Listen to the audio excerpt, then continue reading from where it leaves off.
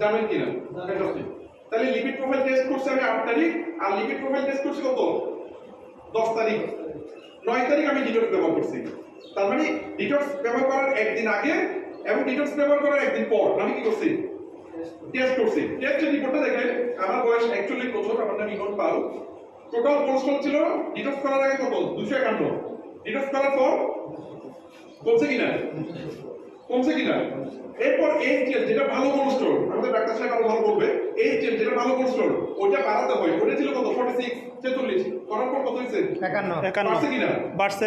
এরপর এলডিএল যেটা খারাপ কোলেস্ট্রল সেটা ছিল কত? 167 167 করার পর 113 কমছে কিনা? কমছে। ক্লিয়ার বিষয়টা?